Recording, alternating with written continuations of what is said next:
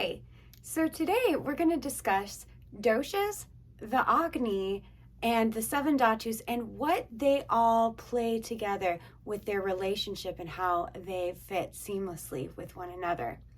So as a refresher, the doshas that are in all of life and all of things are Vata, Pitta, and Kapha.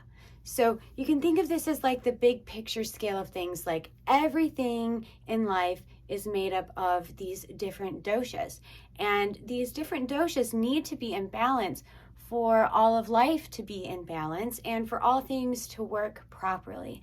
So it's very important to take note of how different herbs may affect different doshas and how different times of the day even affect different doshas. So all of these things come into play, especially when we are talking about our Agni. So as we remember, our Agni is our digestive fires. So our digestive fires are very important as they break down the foods and they properly assimilate all of our foods into the nutrients. And from there, the nutrients can continue to break down smaller. So think of this as like when we eat, we start with the food, right? And we chew it, and it becomes this bolus. And then we swallow the bolus, and it goes down into our stomach. And then all of these stomach juices start pumping along, mixed with all these secretions such as hydrochloric acid and others, and that becomes what is called the chyle.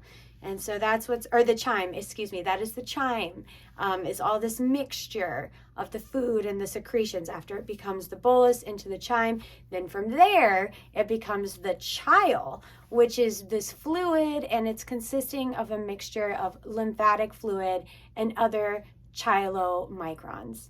So in Ayurvedic terms, it goes from the Jatar Agni to the Bhuta Agni, or the 5 elemental Agnis, and then down to the Dhatus, the 7 Dhatus. Now, here is the lowest part. So remember, with the doshas, we had the very big picture, then the Agni breaks it down smaller, and now we're going even smaller to the 7 Dhatus. So we're going to start with the biggest of the 7 Dhatus and go smaller from there. So it's just like bigger to more refined levels of digestion. So the largest level is rasa, which is the blood plasma. Then the next layer down is the rakta, which is the blood.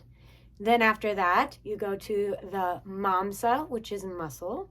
Then you go to meda, which is fat. Then you go to the asti, which is the bone. And then from there, you go even lower to the majja, which is the bone marrow. And then finally to the most refined level of digestion, which is the shukra, or the reproductive tissue. And actually here in the reproductive tissue is where ojas is created. This is where you'll find the ojas. And this is, in the very most refined, and it's all the way actually ojas you can find in the heart. And so it's these 7 layers of dhatus, these 7 dhatus, and it just keeps going and getting refined. So in order for all of this to work properly, right, we got to focus on our doshas being in balance, because if we have things that are out of balance, for instance, say we are having an overactive pitta and our pitta is just really burning extremely bright, well, that's definitely going to mess directly with our Agni, because our Agni are our digestive fires. So if they're burning too bright and we are charring everything that comes in, we aren't able to properly assimilate everything, and then therefore we aren't able to properly nourish all those 7 layers of the dhatus. And it's this vicious cycle. So we got to think from the big picture with the doshas and keeping those in balance. So then that way we get all of the other layers of our digestive process to work properly. Thank you so much for joining me today. And I hope you learned something, and it was great to teach you these things. Bye-bye.